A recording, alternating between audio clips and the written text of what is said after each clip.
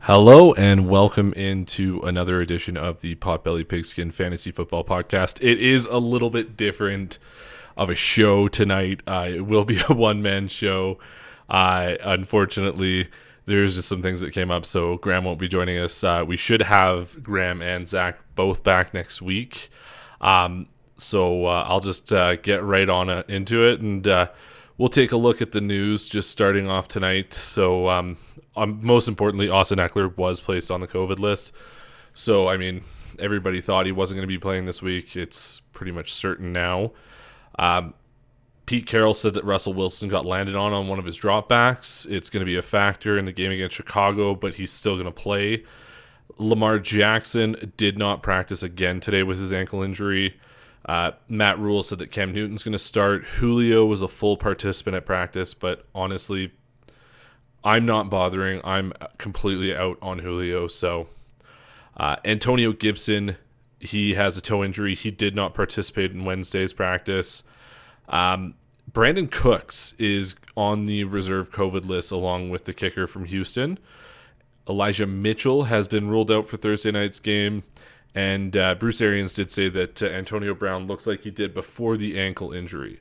Another big piece of news, 15 Jets are out for this week's game. They're on the COVID list, including the head coach. So they've got a bit of an outbreak there. This honestly might be a good week where you can play Jacksonville's defense because of what's happening with the Jets. Other than that, we've pretty much touched on everything from with the episode yesterday. Cole Beasley was placed on the COVID-19 list. That was something I don't think we touched on yesterday. But, so again, just make sure you're watching your roster. Make sure you're keeping an eye out on any players that are questionable. And obviously check your lineups before kickoff starts for these games. So, all right, well, that does it for news for today. I'll get right into the second half of the matchups here, starting out with Buffalo against New England. Looking at the Buffalo side of the ball first, New England's allowing the 32nd most points to the quarterback, the 16th most points to the running back, the 29th most points to the wide receiver, the 30th most points to the tight end, and New England is also allowing the 4th most rush yards to the running back. So, I mean, Josh Allen, you're going to start him. It's not going to be the weather's not supposed to be as bad as the last time these two teams played. But, New England's a very, very good defense. They obviously got beat with the run against Indy, but Buffalo can't run like Indy. So they're going to rely a lot more on Josh Allen. I think this is going to be a much better game for Josh Allen, so I think you can play him. Out of the running backs in Buffalo, to me, it is Devin Singletary. I'm not looking really to play anybody else from that backfield. Zach Moss has been a healthy scratch a few times this year. And Matt Breida he's just not a good option. For wide receivers, Stephon Diggs, he's obviously the guy you're targeting. Like you start him every week no matter what. I tend to lean Gabriel Davis this week, but it's not the greatest matchup regardless. So I definitely think you're better off looking elsewhere for wide receiver starts this week. We mentioned a bunch on yesterday's show. So, and then Dawson Knox, the tight end landscape is awful, even in a terrible matchup, just because Dawson Knox has been so involved this year. I think you still roll him out this week. All right, let's move over to the New England side of the ball. Buffalo's allowing the 31st most points to the quarterback, 17th to the running back, 32nd to the wide receiver, and 29th to the tight end. Now, it's hard when you're thinking about who to start in fantasy for the New England Patriots. Aside from their running backs, there's not really much else to kind of roll out there. Like, you got Ramondre Stevenson, he's questionable.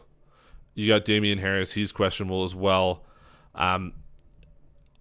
If they're both in, I'm fine starting both of them because New England seems to always want to run the ball regardless, and they're not relying a whole lot on Mac Jones to try and beat them.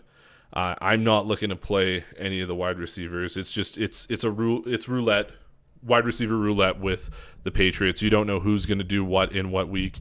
You don't want to take the chance in playoffs of trying to figure out who that's going to be. So I definitely stay away from the wide receivers. And Hunter Henry, he's he's a good tight end to play in such a poor landscape for the tight ends. It is a poor matchup for tight end, but I mean he's always got a high probability of coming down in the end zone with a touch. Like he's good for a touchdown almost every week. So Hunter Henry's a good start. Moving on to the next matchup, the LA Rams versus the Minnesota Vikings. Looking at the Rams side of the ball, Minnesota's allowing the 3rd most points to the quarterback, the 10th most points to the running back, the most points to the wide receiver, the 22nd most points to the tight end, the 2nd most pass yards, and they're allowing the most receiving yards to wide receiver.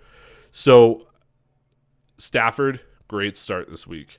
Minnesota's allowing a lot of points to the quarterback, and it's honestly because of how many points are being allowed to other positions as well. So just with the fact that they're allowing so many points to the running back and the wide receiver too, it definitely benefits the quarterback, and he's got a lot of weapons. So I mean, this could be a week where you're looking at Stafford being one of the top 3 quarterbacks in fantasy this week. I tend to lean Sony Michel. He has looked every part of their number 1 running back the last few weeks over Darrell Henderson, but I think with the usage of both of them, you can start both of them. Henderson, he had 6 carries, but that was his first game back. I think he'll probably get used more, and it'll be more of a tandem as opposed to one over the other as they go into the postseason. So I think they'll probably want to try and get him more involved, but I still think Sony is going to be the one that's getting the bulk of the carries this week. Cooper Kupp auto start. Obviously, he's the number 1 wide receiver in fantasy football. He had a great game last game. I think this is also a game where you're really happy starting. Like you can be really happy starting OBJ as well as Van Jefferson. Both to me are very, very good starts this week. And everyone knows how I feel about Tyler Higbee. I'm not starting Tyler Higbee ever. You can't pay me enough money to do that. So, all right, let's look at the Minnesota side of the ball. The Rams are allowing the 26th most points to the quarterback, the 18th most points to the running back, the 18th most points to the wide receiver, and the 20th most points to the tight end. This isn't one of those weeks, especially after last week, where I'm looking to start Kirk Cousins. Obviously, you're going to start Dalvin Cook. Dalvin Cook is an auto start every week, and you're starting Justin Jefferson regardless of matchup. It's not the best matchup for either one of them, and honestly, Jefferson's probably going to see a lot of Jalen Ramsey this week. So, I mean, everybody saw what Ramsey did to Metcalf, so it is a little bit more concerning, but I think the route tree for Jefferson is much more advanced than the route tree for Metcalf. So I think Jefferson's still a good play this week. Tyler Conklin, not interested. There's better tight ends to stream this week over Conklin, so... All right, let's move on to Baltimore versus Cincinnati. Looking at the Baltimore side of the ball, Cincinnati is allowing the 25th most points to the quarterback, the 19th most points to the running back, the 19th most points to the wide receiver, the 9th most points to the tight end, and they're also allowing the 4th most pass yards and the 5th most receiving yards to the running back. So if Lamar is back, obviously you're going to start Lamar, even if it's his first game back from injury. You want to put Lamar into your lineup. It's an awful matchup, not awful, but it's not a great matchup for Lamar. But at the same time, he's with the rushing baseline. He's a super safe play. You can be happy putting him into your lineup. Don't be too concerned about the ankle injury. It's Devonta Freeman, but I'm not happy playing him, regardless of the fact that it's an okay matchup. It's just the Ravens' running game is so ineffective that it's not something I want to concern myself with in playoffs. So, wide receiver, you're looking at Hollywood, you're looking at Rashad Bateman. I tend to lean Hollywood this week just because he's the big play guy, and I think that's probably where you're going to see plays being made this week. And then Mark Andrews, you put in your lineup every single week. So All right, looking at Cincinnati, Baltimore is allowing the 7th most points to the quarterback, the 23rd most points to the running back, the 11th most points to the wide receiver, and the 5th most points to the tight end. They're also allowing the the most pass yards and the 3rd most tight end receiving yards. So just to kind of give you a look into the future here, Joe Burrow is my start of the week this week at quarterback. I think he's going to have a very good week.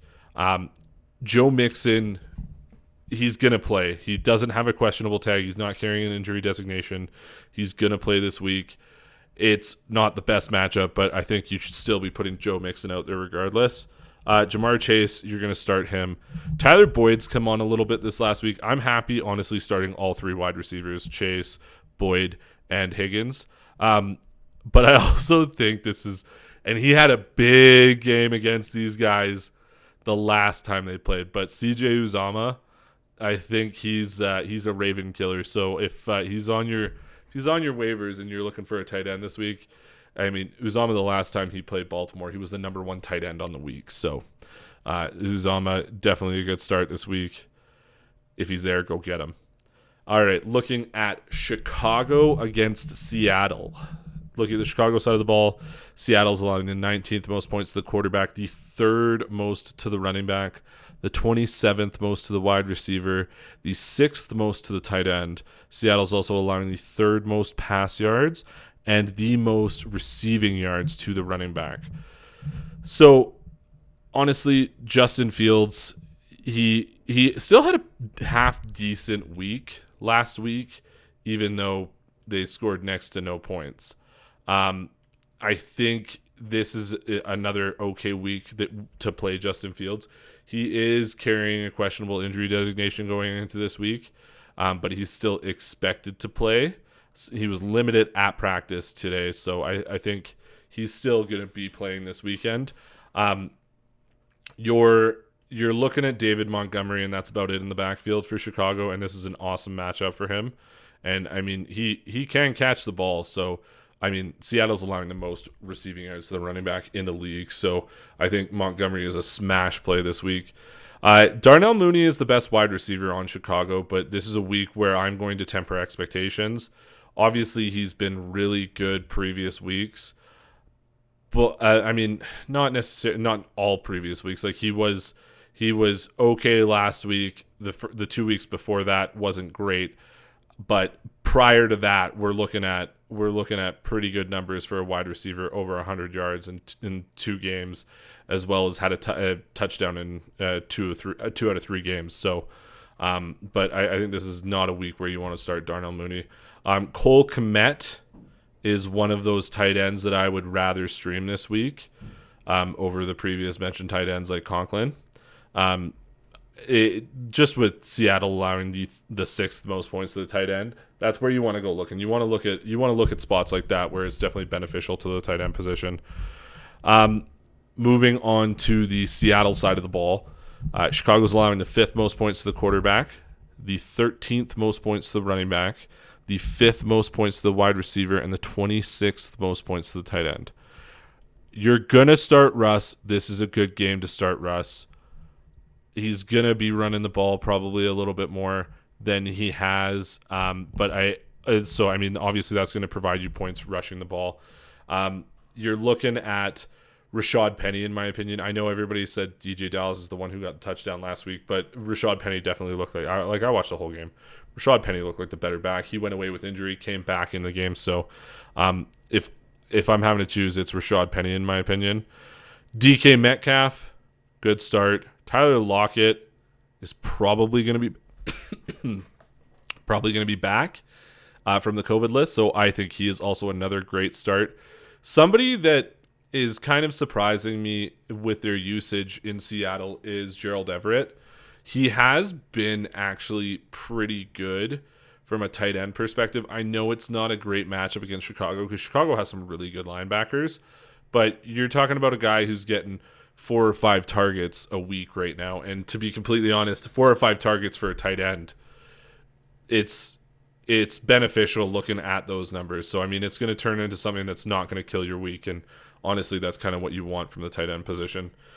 All right, moving on to Denver against Las Vegas. Looking at Denver, Vegas is allowing the 13th most points to the quarterback, the 4th most points to the running back, the 28th most points to the wide receiver, and the 3rd most points to the tight end. Vegas is also allowing the 3rd most tight end receiving yards. I don't know. I don't think Bridgewater, especially after how bad that injury was last week, I don't think he's playing this week. It's going to be Drew Lock, which means you really have to temper your expectations for the wide receivers. And I think, honestly, it's been a problem for those wide receivers. They're so good, but you never know when they're going to hit.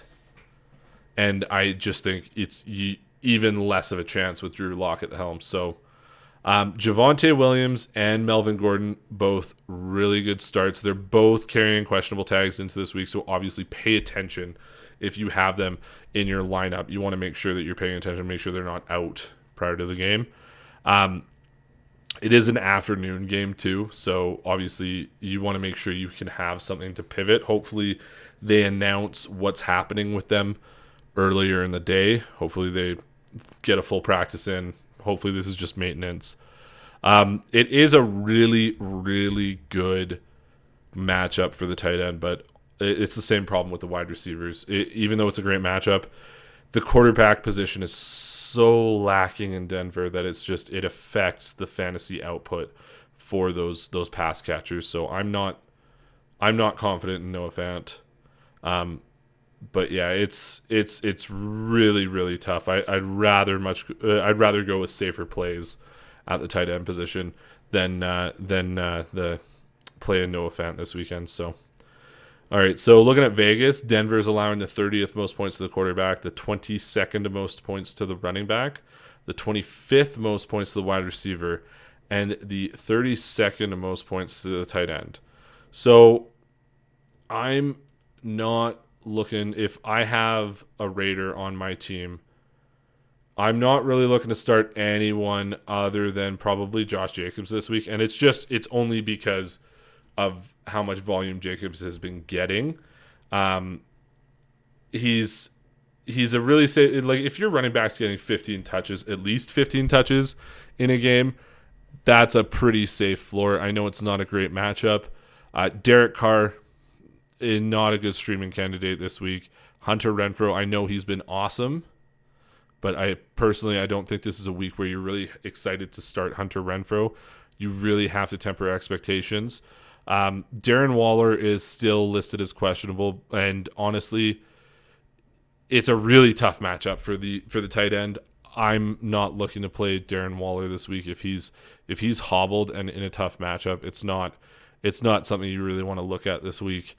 Other than that, there's not really much else to talk about on the Raiders side of the ball. So let's just move on to the next matchup, which is Pittsburgh versus Kansas City. Looking at the Pittsburgh side of the ball first here, Kansas City is allowing the 4th most points to the quarterback, the 14th most points to the running back, the 22nd most points to the wide receiver, the 11th most points to the tight end. They're also allowing the 4th most rush yards to the quarterback and the 3rd most receiving yards to the running back. So, I mean, we're not going to see Ben. Ben's not rushing the ball, so he's going to sit in the pocket, try and stay upright as long as he can, and just pass the ball to one of his talented wide receivers. Not CEH. Naji Harris is obviously, you're playing him every week. This is a week where you can be a little bit happier playing him.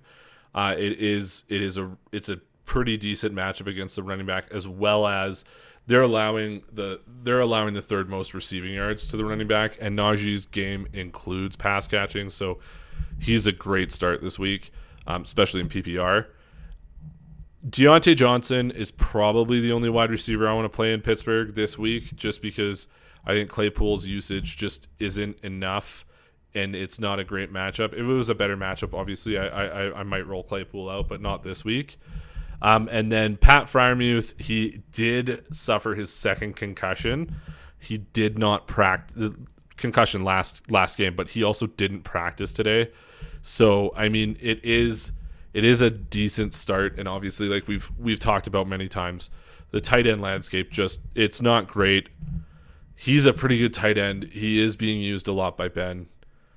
If he's in, I'm putting him in my starting lineup. So, all right, moving over to the Kansas City side of the ball, and it is a little bit tricky on this side of the ball because they do have some important players on the COVID-19 list.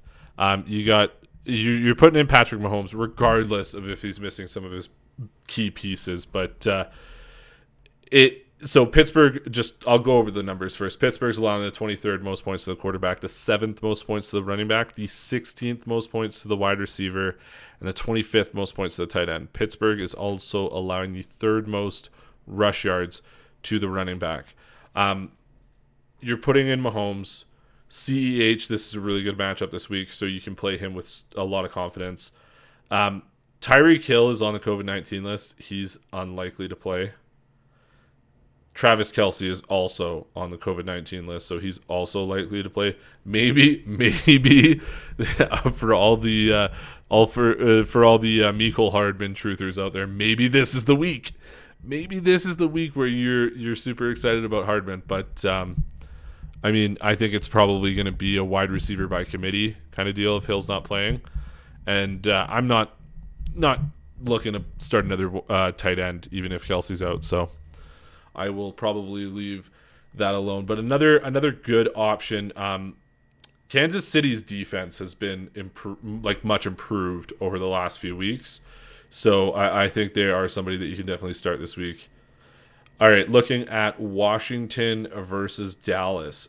Looking at the Washington side of the ball, Dallas is allowing the 27th most points to the quarterback, the 29th most points to the running back, the 7th most points to the wide receiver, the 15th most points to the tight end, and they're also allowing the 4th most receiving yards to the wide receiver. So hopefully we see Heineke back this week, because I think he does boost the value of some of their players. He's still on the COVID-19 list, hasn't been taken off yet. So, I mean, it's not a great matchup. You're obviously not looking to start Heineke, but I think it improves Terry McLaurin's matchup if Heineke's in. So Gibson, again, he's questionable to play this week. He's got a toe injury. Keep an eye on him. Not a great matchup, so I'm not really looking to put him in my lineup this week. If Gibson is out, it's going to be Jarrett Patterson, and if it is one of those weeks where a lot of guys get put on the COVID list and you're struggling to find a guy to put in your lineup, Patterson is, even though it's a bad matchup, you're getting a guy that's probably going to get a decent amount of carries. So it just being able to find a guy that's going to get at least like 10 to 15 touches on the waiver wire to put in your lineup in the second week of playoffs, that's big. So and then Ricky Seals-Jones was super involved in the game last night, regardless of the quarterback that they signed off the street. So I think in this matchup, it is a half decent matchup against the tight end, but I think Ricky Seals-Jones is definitely someone that you can pick up if he's available and put right into your starting lineup. Moving over to Dallas, Washington is allowing the most points to the quarterback, the 21st most points to the running back, 3rd most points to the wide receiver, and 21st most points to the tight end. Obviously, you're putting Dak in your lineup. Like, this is a fantastic matchup, so do yourself a favor. Don't think twice about it. Dak's in your starting lineup.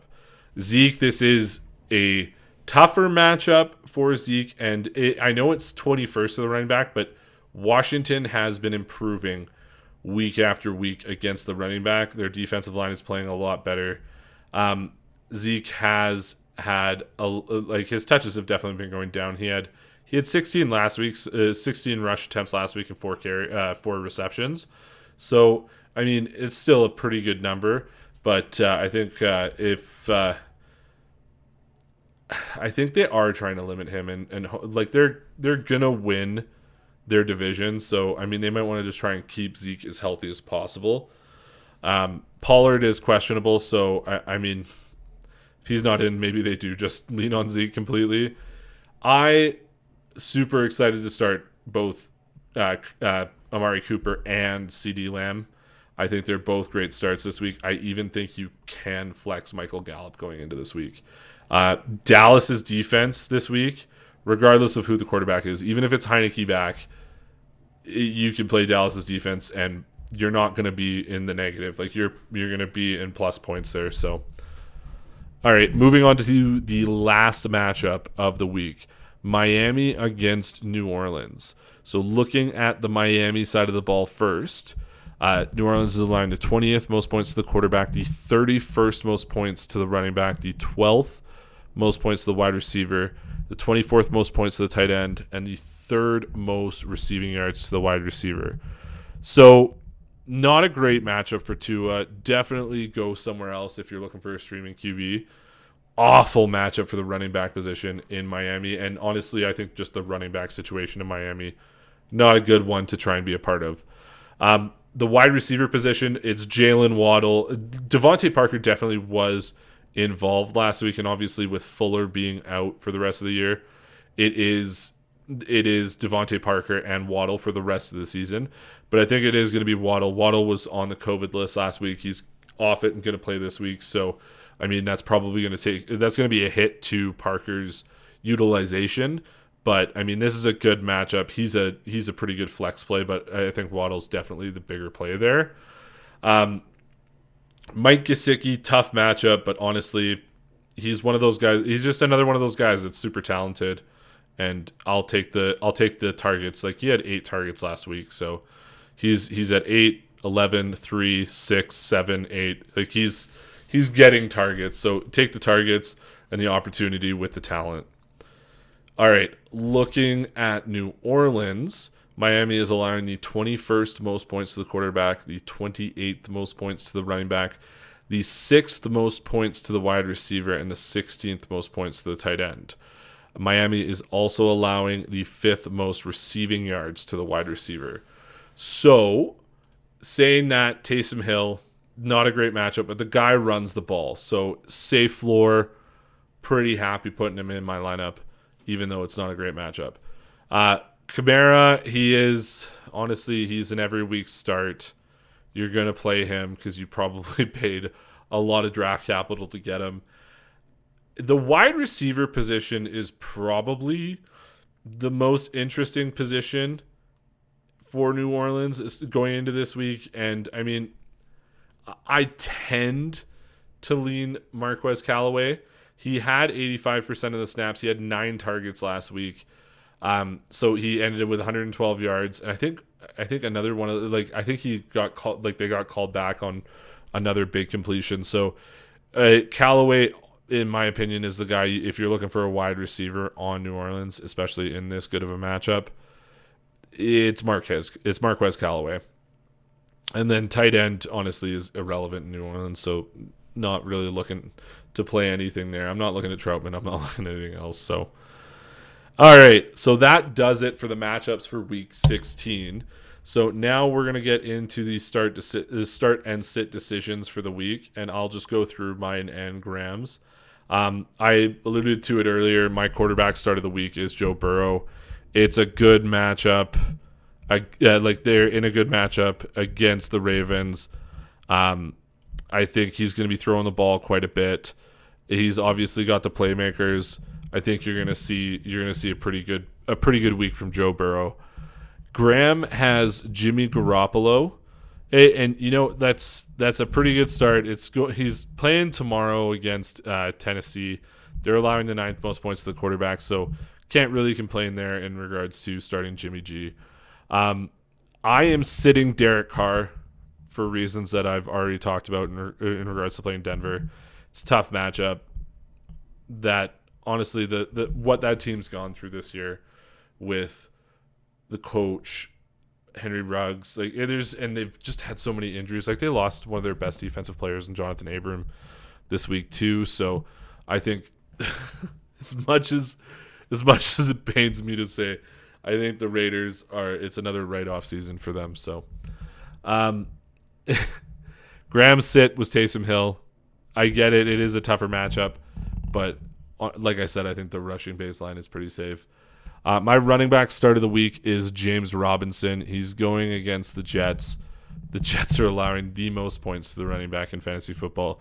They're allowing the second most rush yards and the second most receiving yards. Urban Meyer is gone. James Robinson is not going to be in timeout anymore. He's going to have a great week this week. Graham's start of the week is Deonte Foreman. Another good start. He's playing in the game tomorrow. San Francisco's allowing the 15th most points to the running back, and Foreman has been used.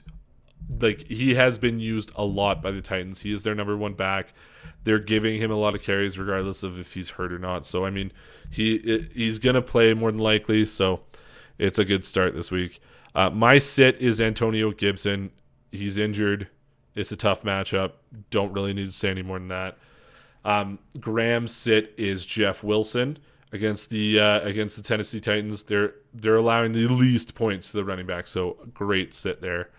And it's really funny with our wide receiver starts. We went with T.Y. Hilton and Michael Pittman. So I mean, it's against Arizona. Arizona's allowing the 9th most points to the wide receiver. I think this is going to be a game where Indy probably gets up early, just because Arizona they're free falling right now. They lost Hop. They're not playing really good football.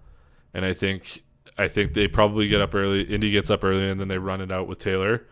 But I think both Hilton and Pittman are going to have a lot of fantasy relevance this week. So I agree 100% with his take. My sit, and this was prior to me knowing that he was going on the COVID-19 list, is Brandon Cooks. So, I mean, yeah, sit him. Obviously, he's not playing. Graham's sit is Gabriel Davis. Yeah, it is a tough matchup against New England. So I 100% agree there. My tight end start of the week is Zack Ertz going against Indy. Indy is allowing the 4th most points to the tight end and the most receiving yards to the tight end in the NFL. So don't really need to say any more than that. Graham's tight end start of the week is Hunter Henry. Now that, again, like I said, it's not a great matchup against Buffalo for the tight end, but honestly, the guy is super involved in the offense. I think he's the most consistent part of the offense other than the running game. So I think it's a good start. Obviously, my sit at tight end is Tyler Higbee. I mean, I'm sure he's a nice guy. I'm sure everyone loves him. I'm sure he's a favorite in the locker room. I just personally feel hurt because I was such a big Tyler Higbee guy, and I got him in every league I was in this year, and he's just been you get so hyped on a guy, and then when they're okay, but they're not as close as to what you wanted them to be, or were almost certain they were going to be. It's pretty disappointing. So, sorry, Tyler Higbee, but you're my sit. Mike Gesicki is Graham's sit. I mean, it's not a bad pick. Like I said, it's not a great matchup to the tight end against New Orleans, but I mean, it's hard to find those kinds of targets. My defensive streamer of the week is Philadelphia, and it will be whoever plays the New York Giants for the rest of the season. It's going to be Mike Glennon, so it's going to be turnovers. And then Graham's defensive streamer is the Kansas City Chiefs against Pittsburgh. I also said that was a great start at defense, so 100% agree there.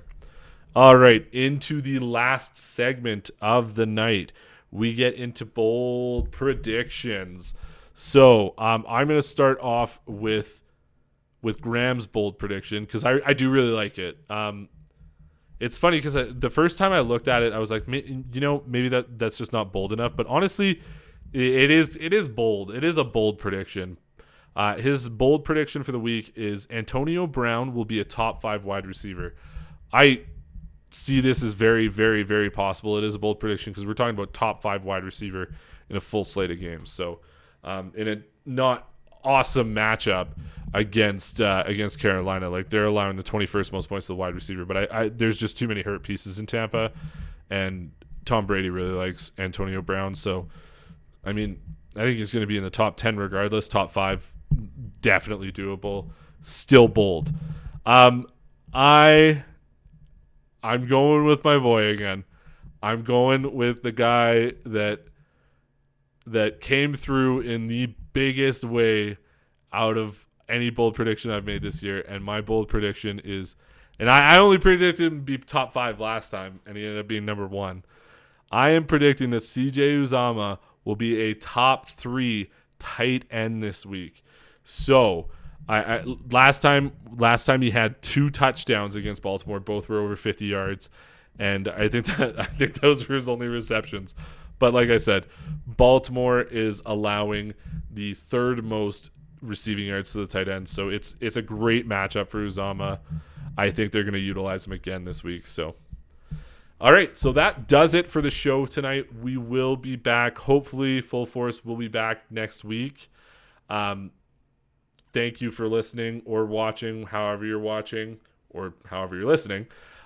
Don't forget to subscribe to the channel. We would greatly appreciate it. It would be awesome to see just our subscriber count go up. You can also catch us on Spotify and Apple Podcasts. If you have any questions, don't hesitate to reach out. You can contact us at potbellypigskinfantasyfootball@gmail.com. All right, well, thank you, and have yourself a great night, and good luck to everyone this weekend. Hopefully, everyone is making it to finals that's listening. All right, good night.